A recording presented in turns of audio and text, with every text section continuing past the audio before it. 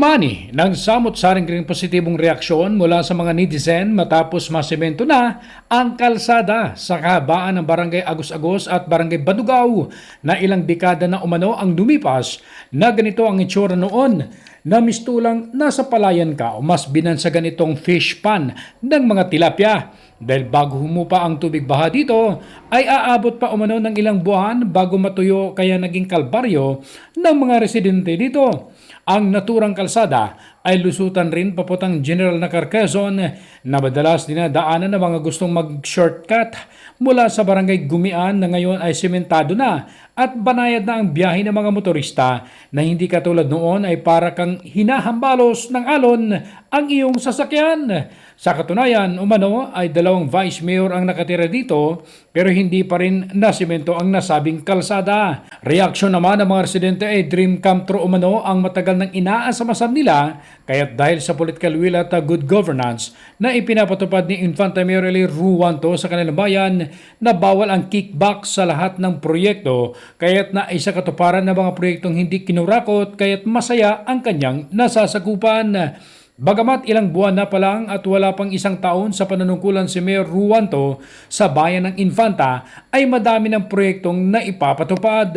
Nitong linggo lamang, May 17, ay formal ng pinasinayaan ang naturang kalsada na malaking kaluwagan sa mga biyahero na dumadaan dito na mistula ring nabunutan ng tinik ang kanilang gulong dahil sa lubak-lubak na kalsada.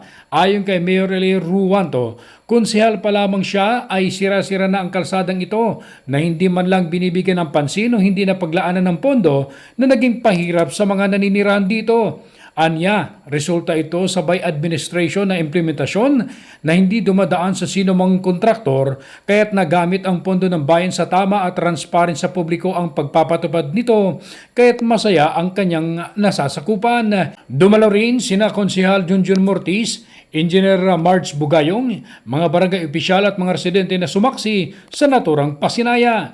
Pagsapit naman ng gabi ay pinasinayan din ang mga solar lights sa kahabaan naman ng Marilaki Highway sa bahagi ng Purok Antipolo sa Barangay Gumian ng nasabing bayan na nagliliwanag na dating napakadilim at delikadong lugar na tako aksidente sa mga motorista pero ngayon damang-dama na ang pag-asa. Samantala, patuloy naman ang paalala ng alkalde sa lahat ng mga motorista na bawal magpaharurot magpatakbo, bawal walang helmet, bawal ding dumaan ang mga heavy trucks sa mga barangay na kalsada na tanging mga light vehicles lamang ang maaring dumaan upang hindi agad nasisira ang mga kalsada ng mga barangay.